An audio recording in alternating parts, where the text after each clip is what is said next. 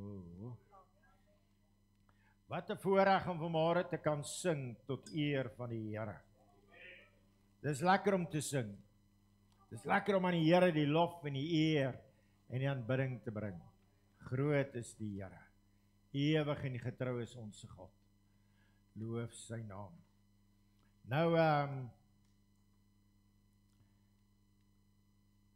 as ons dink aan vandag, en Pastor Leon het nou gesê, dis nie sommer om dowe neute dat die palms is nie.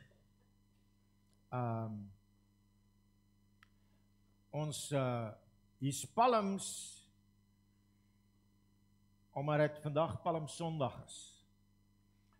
Nou in die kerklike kalender is hierdie week wat voorlê is eintlik in die kerk se terme en die kerk se tradisies is dit die heilige week. Die heilige week. En met uitsondering van een van die voorafgaande 6 dae is verskaf die evangelies nogal baie detail oor wat Jesus in hierdie heilige week gedoen het.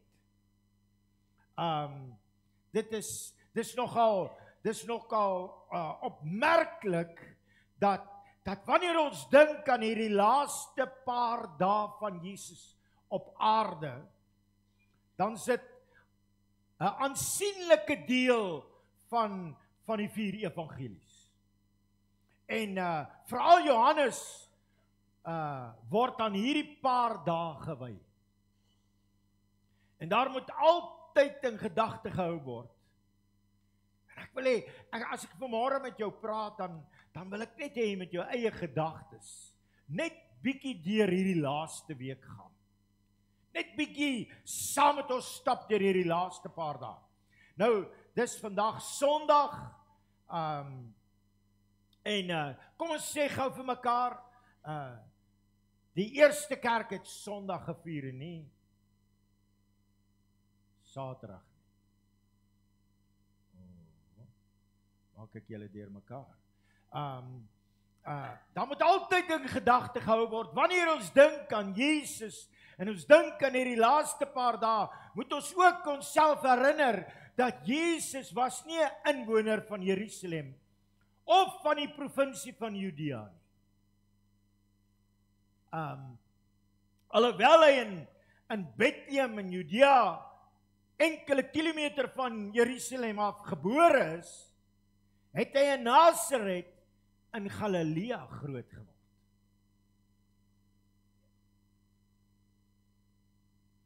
En op 30-jarige ouderdom het hy Kapernaum aan die noordwestelike kus en oewer van die see van Galilea, het hy daar sy basis gemaak. Sy bedieningstydperk het van daar af uitbeweeg. Ons kan dus sê dat Jesus in menslike term 'n ware Galileër was.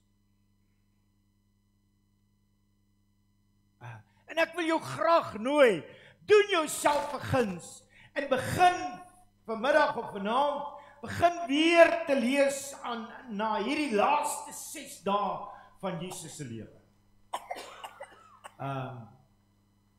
Nou, daar was veral in daardie tyd was daar 3 jaarlikse feeste in Jerusalem.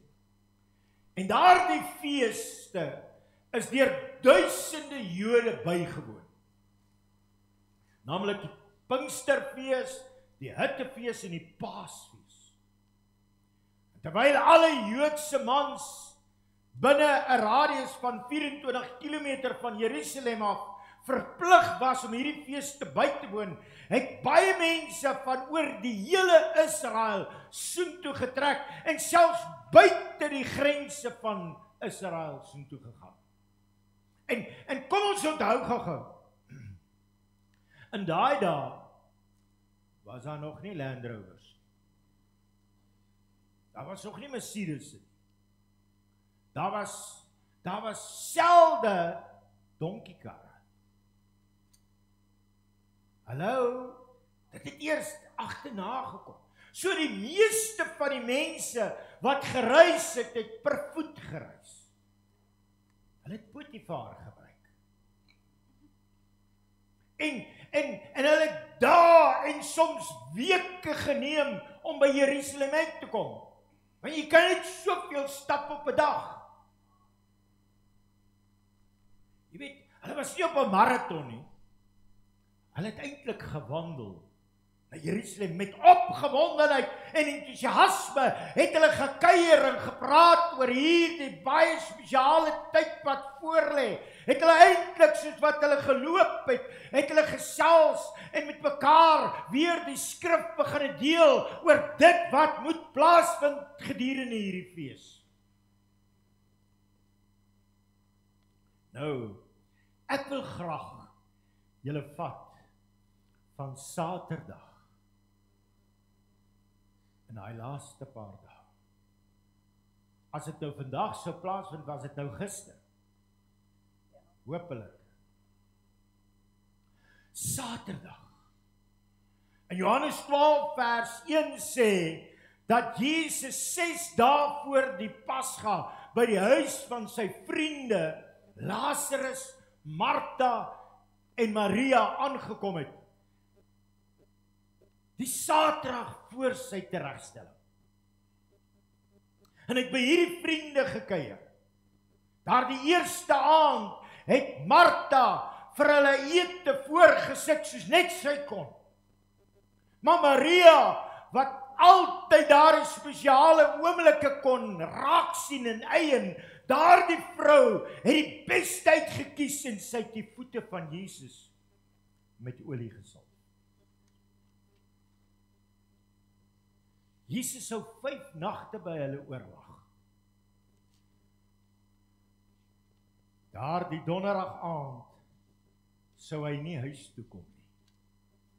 Hy sou laat daardie aand, waarskynlik teen middernag, in Getsemane gevange geneem word, nadat hy en sy disippels eers in die bootvertrek die Paasmaaltyd genuttig het, en hy daarna 'n geruime tyd in gebedsworsteling in Getsemane was. Daardie Saterdag het hy gekuier saam met sy vriende, en hy het die kans gebruik om net weer op te vang en hulle op hoogte te hou wat is aan die kom. Dit was die Saterdag. Die Sondag, dit sou nou vandag gewees het. Die Sondag, soos wat ons reeds gehoor het, was die intog van Jerusalem. Die Sondag sou Jerusalem op 'n donkievul binne ry, terwyl die skare opgewonde uitgeroep het, Hosanna aan die koning van die hoogste. Hulle het hulle palmtakke en hulle klere voor die esel op die pad neergelê om te verhinder dat die stof op die redder kom. Gaan lees maar in Sagaria 9 vers 9, dit is eintlik 'n profesie.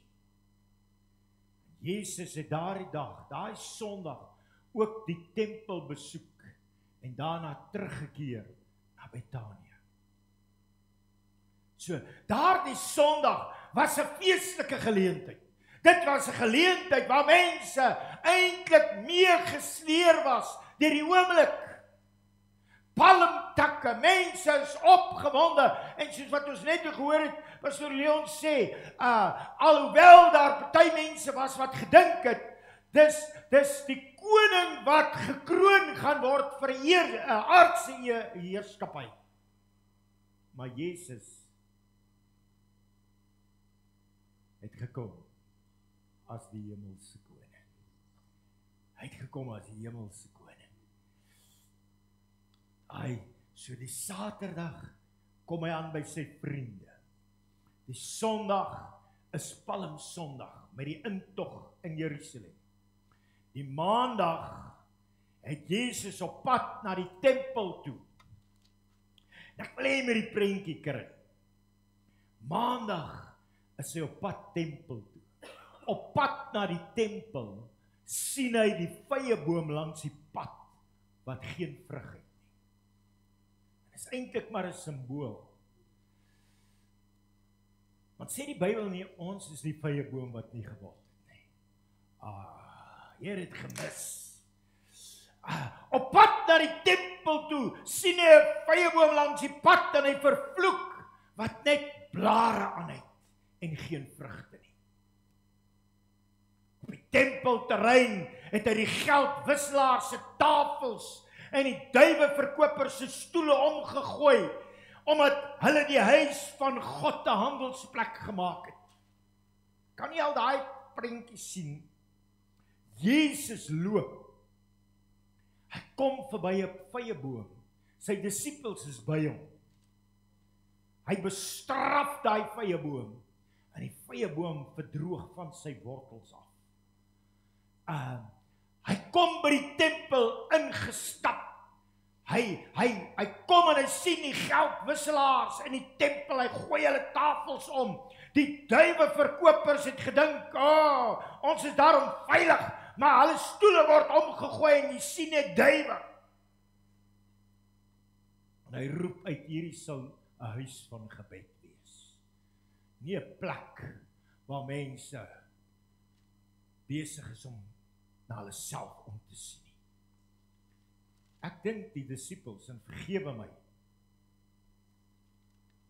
maar ek dink die disippels het vir hulle self gesê, hy het met die verkeerde voet uit die bed opgestaan. Ek dink hulle het vir mekaar gesê, hy het nie 'n lekker nag gehad nie. Ek dink hulle het vir mekaar gesê, dit was, hy's bietjie omgekrap vanmôre. Hallo? Onthou, die disippels was mense net soos ek en jy. Wat gaan u doen as u sien ek doen dit? Wat het van hom geword? Het sy familie weer iets gedoen wat hulle nie moes doen nie. Maar die volgende oomblik na daardie gebeurtenis in die tempel, toe bring hulle siekes na hom toe. Hy lê vir siekes die hande op en hulle word gesond. Dan begin 'n wonder. Ja. En hierdie optrede het veral die hoëpriesters ontstel. Hoekom sê ek so? Aangesien 'n groot deel van die wins wat op die tempelterrein gemaak is, eintlik mag gaan vir die hoëpriester. En ook vir die Romeinse tasse of sakke. Die Joodse leiers was te bang om hom in daardie oomblik en op daardie stadium te stop. Eintlik was hulle te bang, want die skare was te oorweldigend, want die vorige dag was dit hierdie palmtakke, en hierdie maandag is hulle nog steeds in ekstase, want die koning het gekom. Die leiers is eintlik te bang om iets te sê. Dit was die maandag. Die dinsdag het Jesus die skare geleer, beide daar by die tempel en ook daar by die Olyfberg. Heel wat hiervan, soos die profetiese rede, is talle dele later in die evangelies opgeteken. Gaan kyk maar in Matteus daar aan die einde en in Lukas 21. Ons lees daarvan.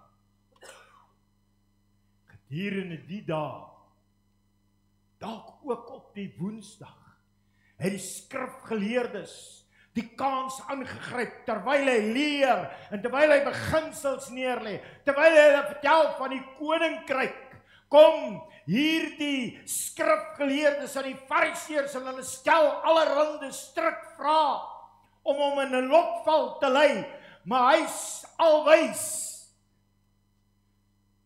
en hy ken al môre en oormôre.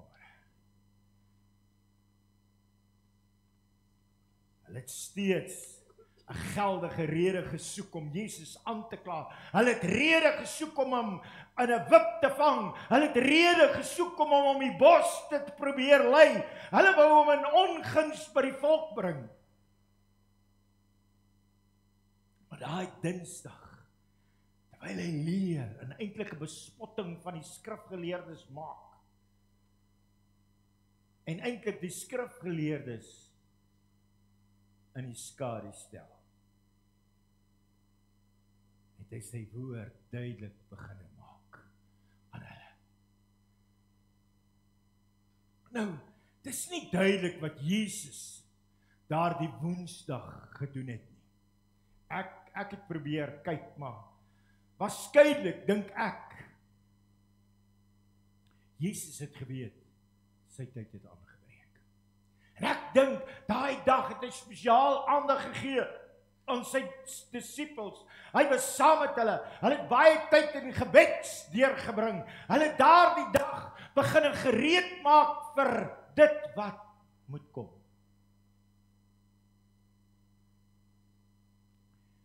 Toe die donderdag aanbreek,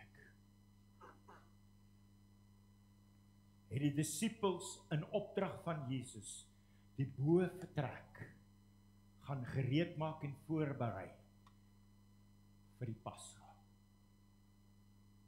En Jesus verlaat sy vriende in Betania se huis vir die laaste ete. Die tradisionele ligging van die bovertrek is daar aan die suidweste kant van die ou stad Jerusalem op die Sionsberg. En daar die aand, waarskynlik aan die begin van die ete, kom Jesus en teen alle verwagtinge in, begin hy nie om vir hulle te leer of te bid of wat ook al te doen nie. Hy begin om hulle voete te was. Iets wat hulle nog nooit gesien het nie, nog nooit beleef het nie. En sommiges van hulle rebelleer. Sommiges van hulle sê, dit kan nie wees nie, U is die koning, ons is. Hallo? Ek dink, daardie aand, was dit 'n somber, emosionele aand. Veral vir die groepie daar in die bovertrek. Dit sou die laaste keer wees. En ek wil vanmôre net vir u herinner, ek weet Jesus was God, maar hy was ook ten volle mens. Hy het geweet wat wag. Dit's die ergste. Weet jy wat, as ek en jy deur 'n krisis gaan, weet ons nie wat wag. Hy het geweet wat wag. Hy het geweet.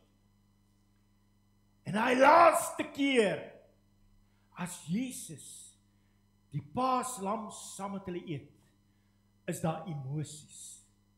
Daar's 'n belewenis. Daar's 'n ervaring. Daar's hierdie atmosfeer van die dood. Dit sou die laaste keer wees dat Jesus saam met hulle eet, saam met hulle tyd spandeer. En toe hy die brood breek, het hy geweet, die oomblik is naby. Die simboliek van die ongesuurde brode, kom stop gou hier. Kom stop gou hier. Waaroor gaan dit? As hy die brood breek, waaroor gaan dit eintlik? Ons gaan vanmôre vir u 'n vorm van broodjies gee. Maar die simboliek van die ongesuurde brood, wat die Jode daardie nag voor die uittog uit Egipte geëet het, gaan in die volgende paar ure in vervulling kom, wanneer Jesus sy heilige liggaam laat verniel en vermink, sodat in vervulling kan kom die woord wat daardie tyd geprofeteer is, en nou tot uiting kom. Toe die wyn rooi en die beker blink, het hy tot die volle besef gekom, môre gaan hierdie eeuoue simboliese heenwysing na die bloed van die offerlam in vervulling kom, wanneer ek my bloed gaan laat vloei, in vervulling met die boodskap. My bloed gaan vloei vir die redding van 'n sondige wêreld. Heel wat van daardie aand,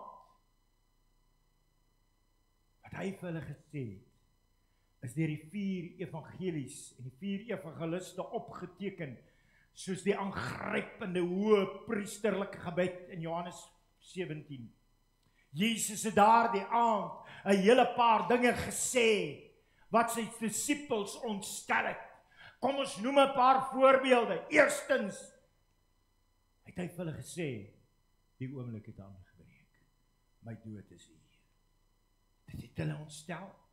Onthou, hulle het nou al 'n tydperk van meer as 3 jaar saam met hom die pad gestap. Hulle het saam met hom beleef, saam met hom ervaar, al die oorwinnings, al die nederlaag, al die bespotting, al die vrae, al die verwyte van die skrifgeleerdes. Hulle het dit saam met hom beleef. As jy vir 3 jaar saam met iemand te pad stap, of jy wil of nie, jy raak lief vir hom.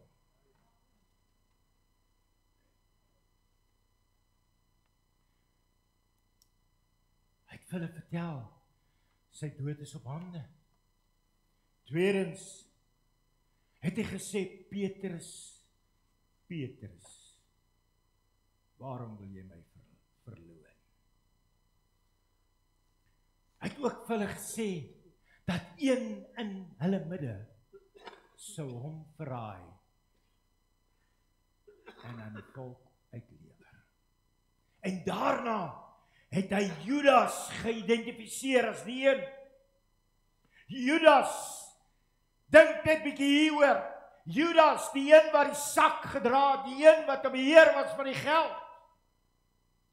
Die een wat die meeste besluite geneem het. Jesus het Judas geïdentifiseer.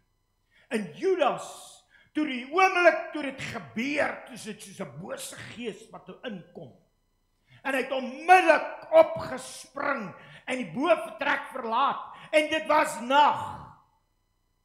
Letterlik en vir hom figuurlik. Gaan lees maar in Johannes 13. Jesus was self ontstel, sê die Bybel.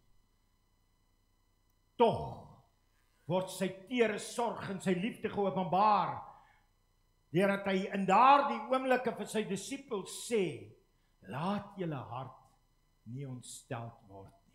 Glo in God, glo ook in my. Glo in God, glo ook in my. En hierna het Jesus van sy kosbaarste leringe aan hulle uitgedra.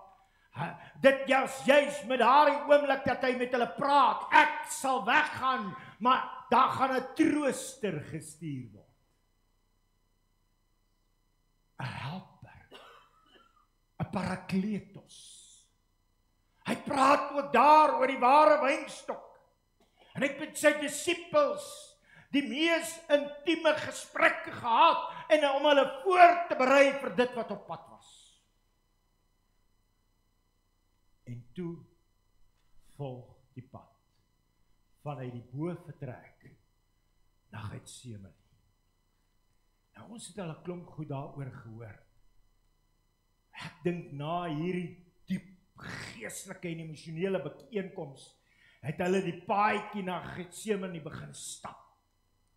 Die oorspronklike kliptrappe op daardie roete is vandag nog plek te sien. Dis 'n pad wat van die Sionsberg af, langs die paleis van die hoëpriester verbygaan, langs die historiese gedenksteen van Absalom, met die Kidron-vallei langs tot in Getsemane, net oorkant Kidron-vallei. By benadering so 1500 meter van die boefretrek af. Hy sou daar dieselfde pad wat hy daardie aand geloop het, weer loop. Later die nag sou hy weer daai paadjie stap. Opdraand, geboeid tot by die paleis van Kajafas.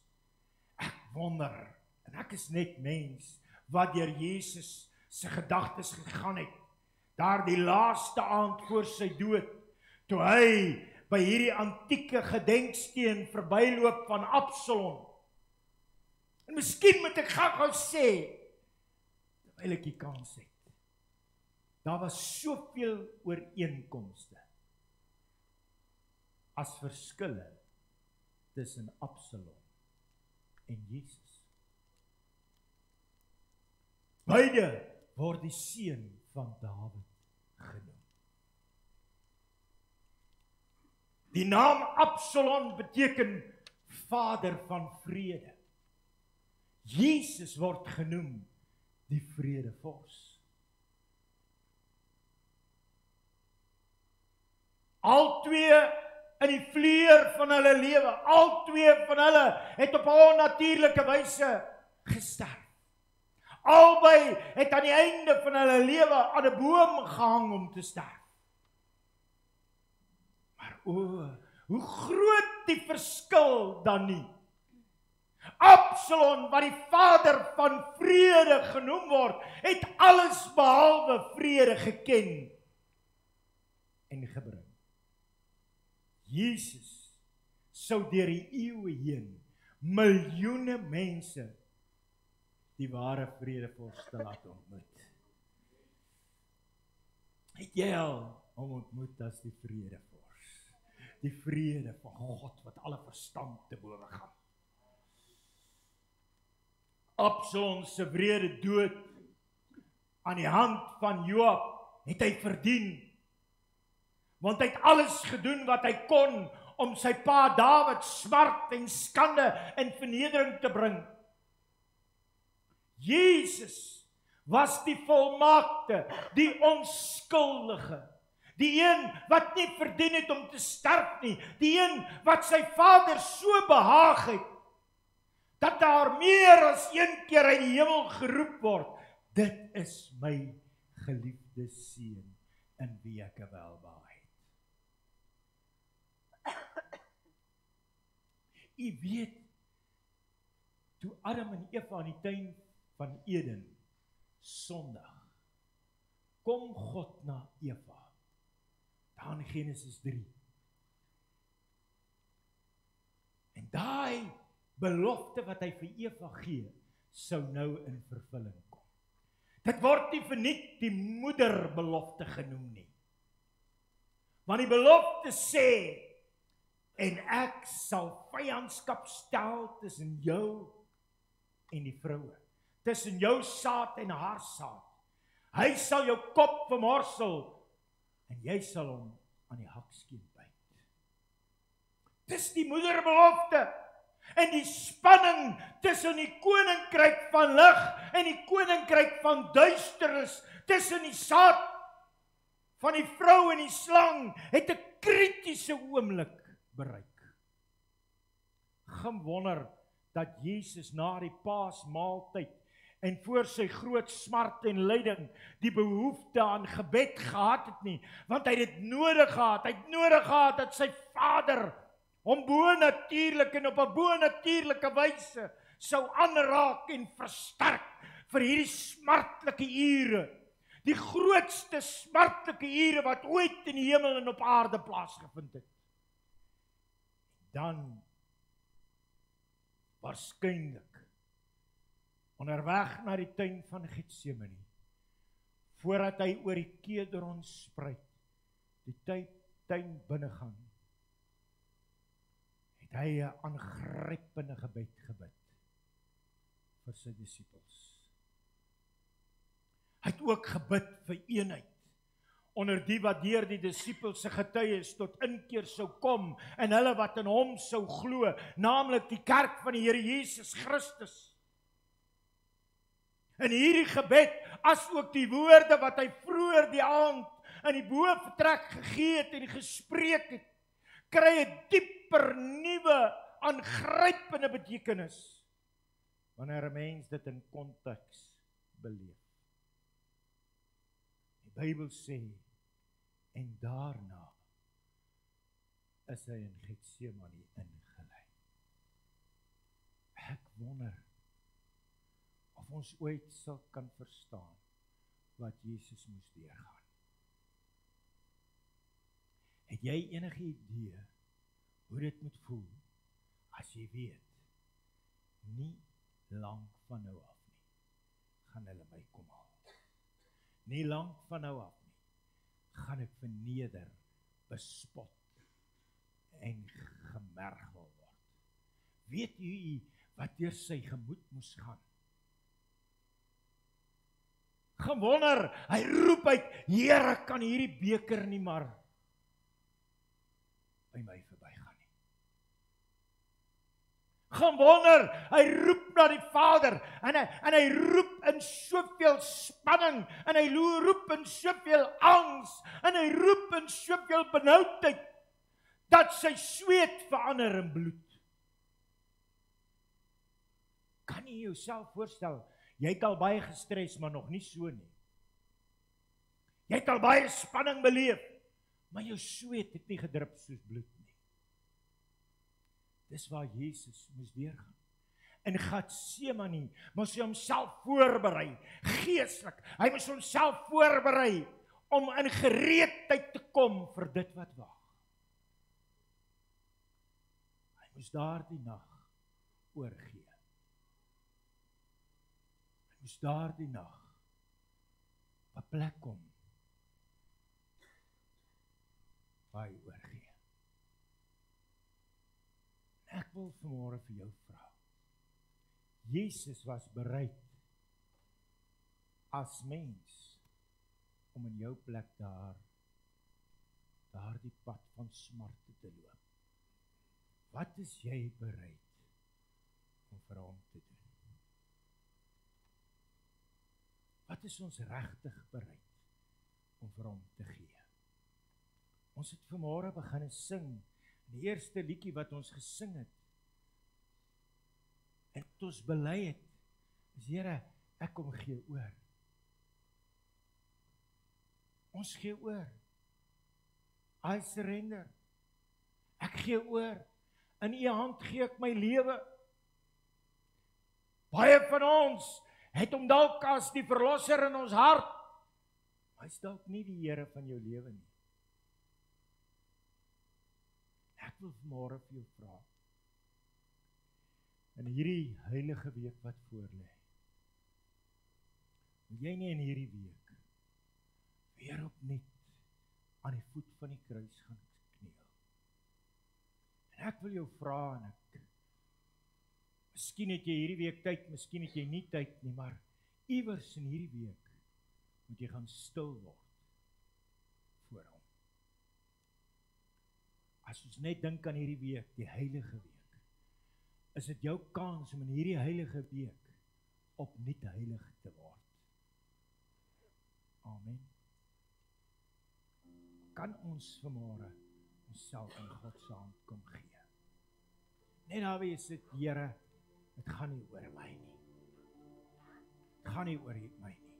Dit kan nooit oor jou gaan nie. Weet jy wat, as dit oor jou gaan, moet jy erken, jy lewe 'n gebroke lewe. Amen. Ek moet op 'n plek kom, waar ek sê, Here, ek gee oor. Hierdie week gaan ek opnuut weer in herinnering roep, dit wat Jesus vir my kom doen het. Here, hierdie volgende dag, en 2, en 3, en 4, en 5, Here, gaan ek my tot u beskikking gee. Here, kom ontmoet my opnuut. Ek kom gee opnuut oor. Here, ek besef vandag, my gedagtes moet in hierdie week op u gefokus wees. My hart moet oop wees vir u insprake. My wese moet ontvanklik word vir dit wat die Here wil doen. Here, ons gee oor. Dankie Here dat ek vanmôre kan bid vir elkeen wat hier is. Here, en ek sluit myself in hierby. Here, ons wil vanmôre eintlik voor u almag, u grootheid, u majesteit, u heerlikheid, u soewereinheid, u heiligheid kom buig. Sê Here, hier is ek. Hier is ek. Ek besef vanmôre, Here, as ek net deur hierdie paadjie gaan in die laaste gebeure van hierdie week, dan besef ek, Here, Jesus was bereid om alles te doen, alles te gee. Here, maar vanmôre wil ons onsself kom gee. Here, ek wil nie vir hierdie wêreld leef nie. Ek wil nie onder beheer van die duiwel wees nie. Ek wil nie my eie besluite neem en my eie hardkoppigheid volg nie. Ek wil doen wat U wil hê. Ek wil die voetspore van Jesus volg.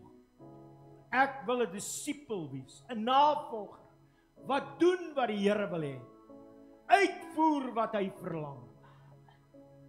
Here, vanmôre kom gee ons oor. In Jesus naam. Dankie dat ons die naam Jesus Christus kan bely.